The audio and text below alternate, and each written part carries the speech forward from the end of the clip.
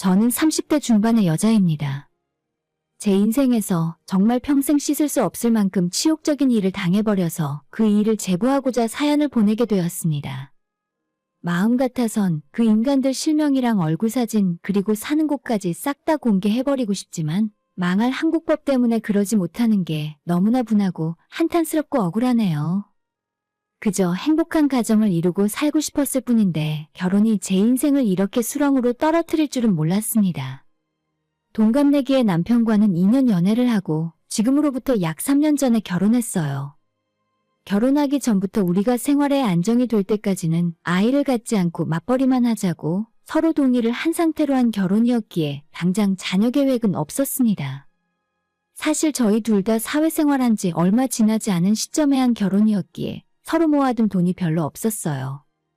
일단 남편이 결혼 전부터 살고 있던 작은 오피스텔에서 시작했고 그곳에서 계약 기간이 끝나는 1년 정도를 살고 난 후에 전세 대출을 받아서 24평 아파트로 들어갔습니다. 남편의 작은 오피스텔에서 신혼생활을 시작한다고 했을 때 친정부모님이 많이 속상해하시고 심지어 엄마는 신혼집 구경을 하고 나가면서 눈물도 흘렸어요. 하지만 저희 둘은 미래에 대해 자신이 있었고 정말 열심히 일하고 알뜰하게 돈을 모아서 1년 만에 어느 정도 목돈을 만들 수도 있었습니다. 부족한 돈은 대출을 좀 받긴 했지만 그래도 아파트로 이사를 가니 좋더라고요. 이제야 신혼생활을 즐기는 것 같았고 매달 내던 월세를 안 내고 사니까 이제부터 금방 돈을 모으고 집을 살 수 있을 것만 같았습니다. 한때는 2년 전세 끝날 때까지 둘이서 바짝 모으면 그래도 대출을 좀 끼더라도 내 집을 살 수 있지 않을까 하는 단꿈을 꾸기도 했었습니다. 아무튼 남편과 저는 최소 전세 2년 동안은 아이를 낳지 않고 최대한 많이 모아보기로 뜻을 모으고 정말 열심히 살았습니다. 이번 일이 있기 전까지는 남편과의 사이가 아주 좋았어요. 나이도 같고 연애도 적당한 기간 하고 나서 서로에 대해 잘 알고 있다고 생각했을 때 결혼을 했기 때문에 때로는 친구처럼 때론 애인처럼 행복한 신혼생활을 보냈습니다. 결혼하기 전부터 항상 저만 바라봐주는 사람이었어요. 좋아하는 것도 남편이 먼저 저를 좋아했고 연애 기간부터 결혼 후까지 항상 저를 먼저 위해주고 다른 여자는 눈길도 주지 않아서 이 남자라면 바람은 절대 피우지 않겠구나 싶었어요. 이 사람과 결혼을 결심하게 된 이유도 그게 가장 큰 이유였습니다. 그런데 이 집으로 이사 온 지 6개월 정도가 지났을 무렵 저희 앞집에 우리 나이 또래로 보이는 신혼부부가 이사를 오게 되었어요. 저희가 들어갔던 아파트가 신축이라서 이사 오는 사람들이 많았었는데 앞집도 우리가 이사 들어갈 때부터 오랫동안 비어 있었어요. 그러다가 드디어 이웃 주민이 생기게 되었습니다. 비슷한 또래의 신혼부부라 왠지 동질감도 생기고 좋더라고요. 요즘 이사할 때 떡 같은 거 잘 안 돌리는데 이사 온 첫날에 부부가 저희 집에 찾아와 낮에 자기 집이 이사하느라 시끄러웠을 텐데 여러모로 미안하고 앞으로 잘 부탁한다면서 롤케이크를 선물로 주고 갔어요. 뜻밖의 선물을 받고 저는 너무 기분이 좋았습니다. 이웃 부부에 대한 첫인상도 완전 호감 그 자체였죠. 저녁에 퇴근한 남편에게 낮에 앞집에 이사온 신혼부부가 준 롤케이크라면서 앞집 부부에 대한 이야기를 했더니 남편의 반응은 그저 시큰둥했습니다. 제가 나이도 비슷하고 친하게 지내면 좋겠다고 하자. 요즘 세상에 워낙 무서운 사람이 많잖아. 당신도 그냥 적당히 마주치면 인사나 하면서 지내. 괜히 아파트에서 이웃이랑 친해져봐야 나중에 골치 아픈 일밖에 더 생겨? 그 말을 듣고 참 낭만 없는 사람이다 싶었습니다. 남편 말대로 요즘같이 각박한 세상에서 예의 있고 마음 맞는 이웃을 만나는 게 어디 쉬운 일인가요? 바로 현관문 하나 건너에 사는데 서로 인사도 하고 여자끼리는 같이 장도 보러 가면 큰 물건 같이 사서 나눠서 쓰기도 하고 얼마나 좋겠어요? 부부끼리 모여서 같이 밥도 먹고 또 누가 합니까? 정말 친해져서 요즘 유행하는 캠핑 같은 것도 부부 동반으로 함께 다니면 좋지 않겠어요? 남편이 뭐라고 하던 간에 저는 앞집 사람들이랑 친해져 봐야겠다 생각했습니다. 마음 먹은 김에 저도 다음날 집에 있던 손님용 쿠키를 종이 가방에 넣어 예쁜 종이에 쪽지도 써서 붙이고 앞집 문에 걸어두었어요. 이웃으로 이사 온 것 환영하고 앞으로 서로 잘 지내보자는 내용이었습니다. 그 뒤로 엘리베이터에서 마주치면 인사하고 단지 내에서도 산책하다가 은근히 자주 마주치게 되더라고요. 제가 처음부터 경계심을 풀고 다가가자 앞집 여자도 제게 잘해주었습니다. 저희 둘 다 일하는 여자들이라 낮에 만나서 수다 떨고 하진 못했지만 주말이나 평일 늦게 만나면 가끔 수다도 떨었어요. 이야기를 해보니 옆집 남편은 우리 부부와 동갑이었고 여자는 저보다 2살이 어렸어요. 이번에 결혼하면서 신혼집으로 이 아파트로 온 것이었습니다. 대화를 나눌수록 여러모로 우리 부부는 비슷한 점이 많아서 빨리 친해지게 되었어요. 이야기를 하면서 공감대도 많이 형성되고 안 그래도 제가 타지에서 직장 생활하다가 남편을 만나서 결혼했기 때문에 가깝게 사는 친구도 없었는데 나이는 다르지만 이참에 친구가 생긴 것 같아서 좋았습니다. 옆집 여자와는 급속도로 친해져서 따로 둘이 주말에 같이 장도 보러 가고 백화점에 화장품도 함께 사러 갈 정도로 단짝이 되었죠. 하지만 이런 저와는 달리 유달리 남편은 옆집과 제가 교류하는 것을 못마땅하게 생각했어요. 부부끼리 모여서 넷이 밥 한 번 먹었으면 좋겠다는 얘기를 참 많이 했는데 그때마다 남편은 자긴 절대 가고 싶지 않으니까 전 그런 자리 만들고 싶으면 저만 가라고 했었습니다. 평소에 낯을 많이 가리는 성격도 아닌 사람이 갑자기 그러니까 이상했습니다. 이유를 물어봐도 남편은 한 아파트 앞집에 사는 사람끼리 너무 친해졌다가 혹시라도 싸우거나 서먹하게 되면 그것만큼 불편한 게 없다면서 그냥 적당한 거리를 두고 사는 게 서로서로 좋다는 말만 했어요. 그러면서 항상 저한테도 남을 믿지 말고 너무 어울려 다니지 말라고 하더라고요. 결혼 전 제 친구들 소개시켜주는 자리에서도 금방 제 친구들과 친해지고 어색해하는 것 없이 잘 놀던 남편이었는데 그렇게 딱 잘라서 강력하게 싫다고 하니 저도 별 수가 없었습니다.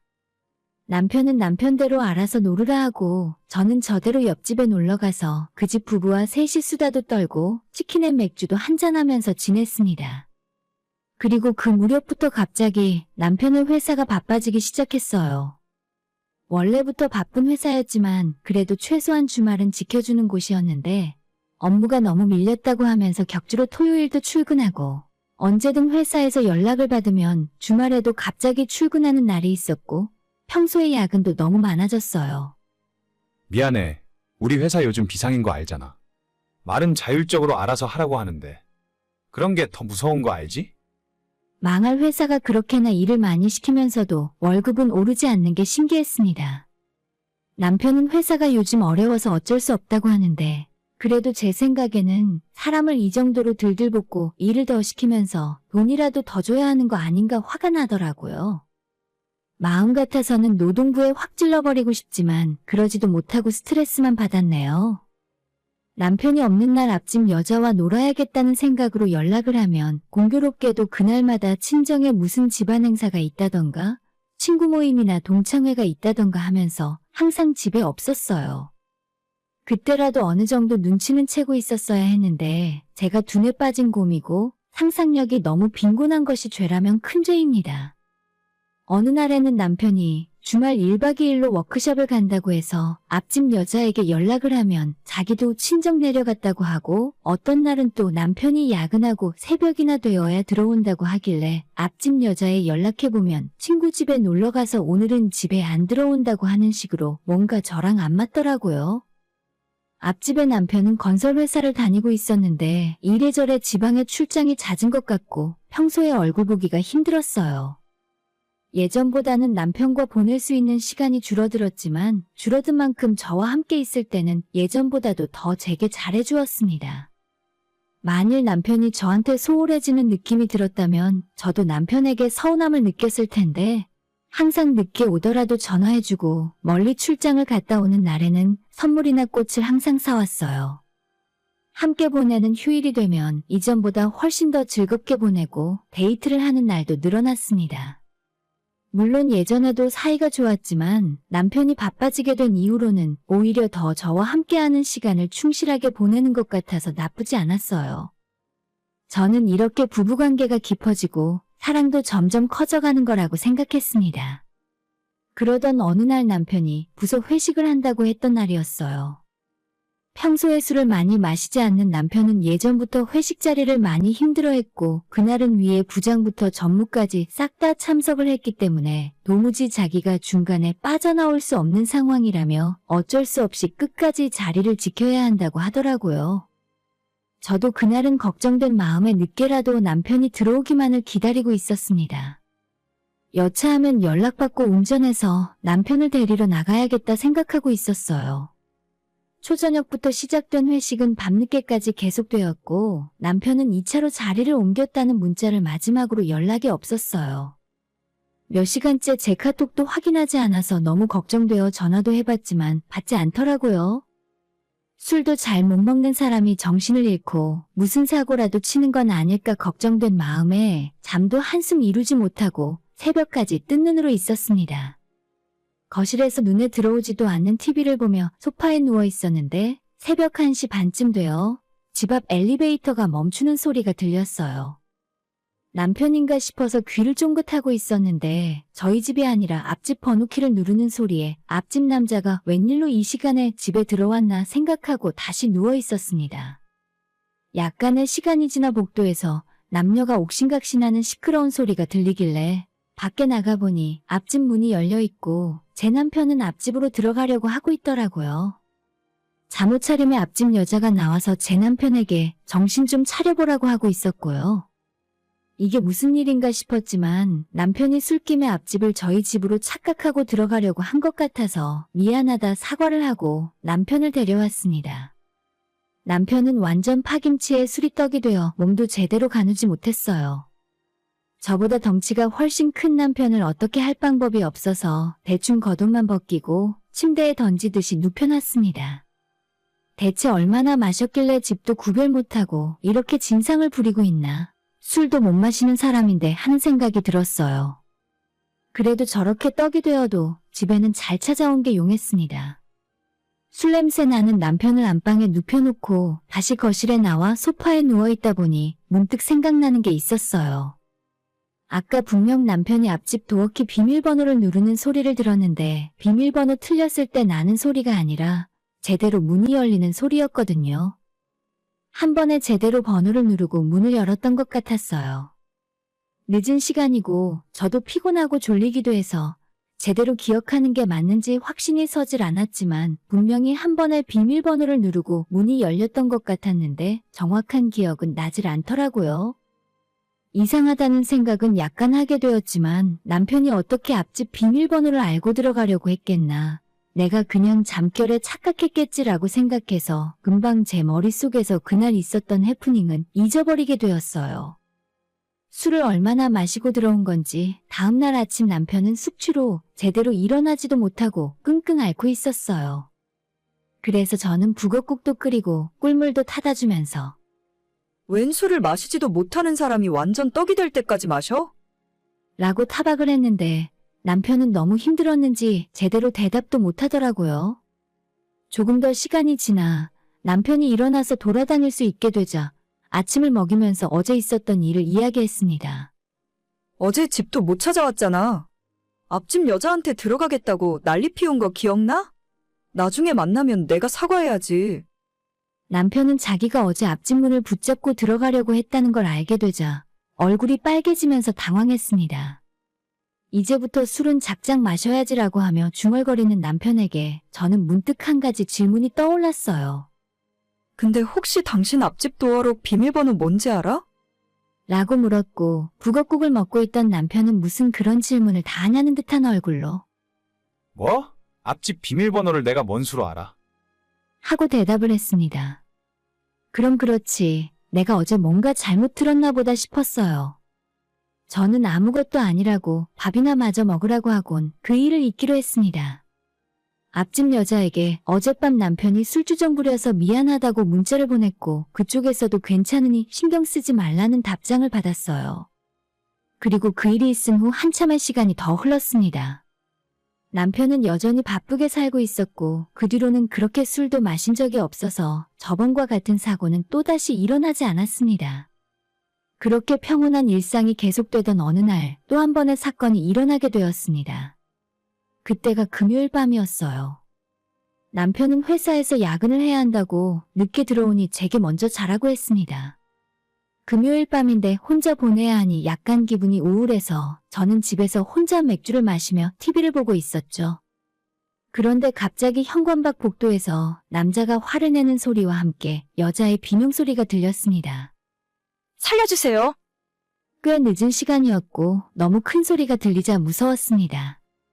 저는 겁에 질려 어쩔 줄을 모르고 경찰에 신고를 해야 하나 어떻게 대처를 할지 고민하다가 일단 인터폰으로 밖에 무슨 일이 난 건지 현관에 카메라를 켜서 확인을 먼저 하게 되었죠. 그런데 인터폰으로 본 장면은 정말 제 눈을 의심케 했습니다. 한 남자가 시퍼런 칼을 들고 서 있었고 그 앞에는 잠옷만 입은 남녀 2명이 우리 집 앞 복도에 서 있었어요. 저는 깜짝 놀라 핸드폰으로 경찰에 신고를 하면서 대체 무슨 일이 일어나고 있는 건지 계속 보고 있었는데 혼란 상태에서 진정이 되고 정신을 조금 차리고 보니 러닝바람에 복도에 나와 있는 남자가 제 남편인 것 같았습니다. 순간 상황이 이해가 안 되고 이게 대체 무슨 일인가 싶어 현관문을 열고 나갔어요.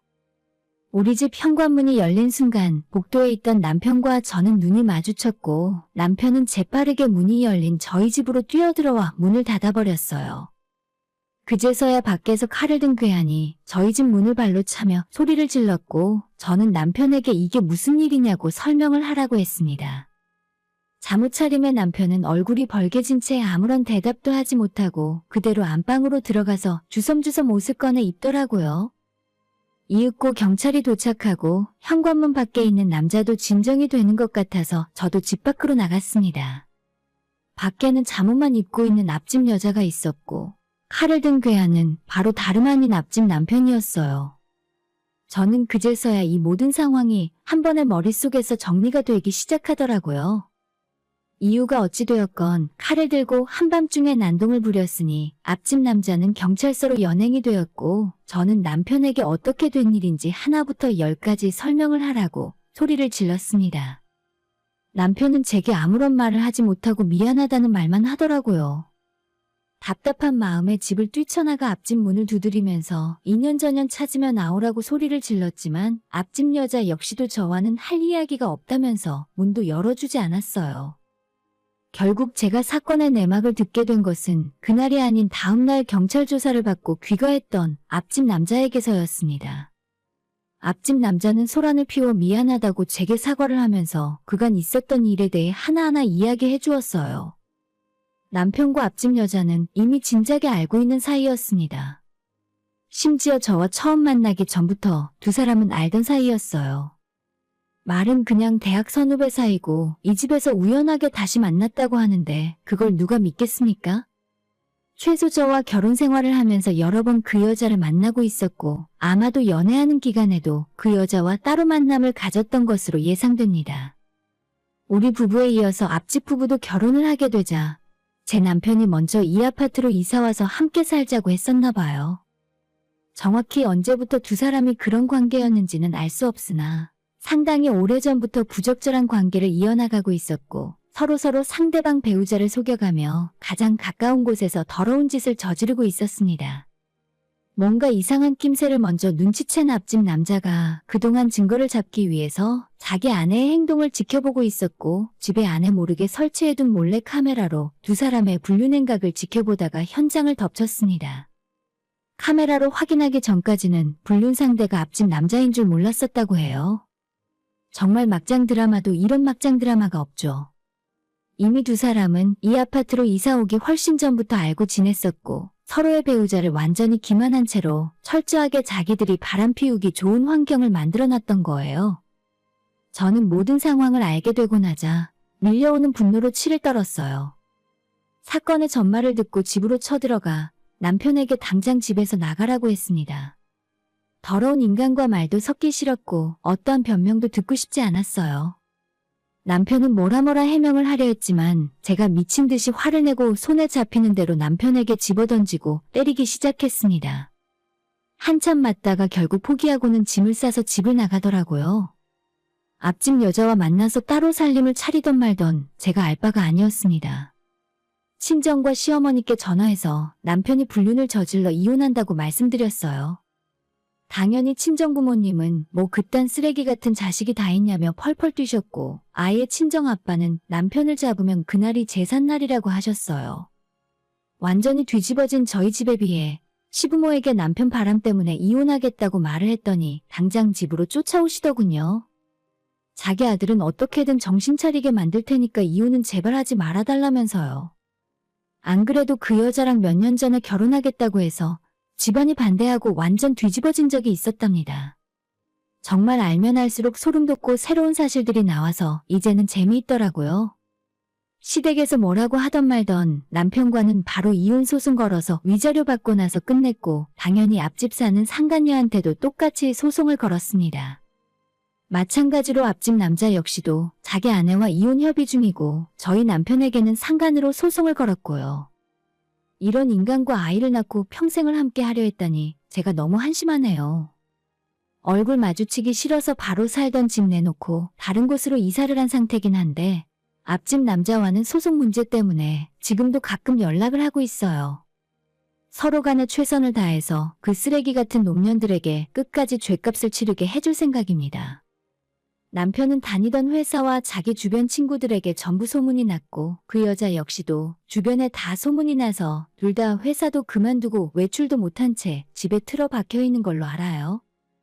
둘이 살림 차려서 함께 살고 있는 건지 어떻게 된 상황인지는 알 수 없지만, 이제 나이 30대 중반에 한참 일하고 돈 벌 나이에 인생 제대로 꼬이게 만들어주려고요. 제가 모르는 곳에서 얼굴도 모르는 여자와 바람을 피워도 화가 나는데, 사람을 기만해도 분수가 있지. 어떻게 바로 옆에 두고 자기 아내와 바람 피는 상간녀를 서로 인사하고 차 마시는 사이로 만들 생각을 했는지 모르겠습니다. 이런 짜릿한 관계에서 스릴을 즐겼는지는 몰라도 그 대가는 톡톡히 치르게 될 거예요. 앞으로 어느 직장에 취직을 하던 어느 곳으로 이사를 가건 그 두 사람은 저와 앞집 남편이 함께 쫓아가서 끝까지 망신 주고 얼굴도 못 들고 다니게 할 거니까요. 오늘의 사연은 여기까지입니다. 구독과 좋아요, 알람 설정 부탁드려요. 다들 행복하시고 좋은 하루 되세요.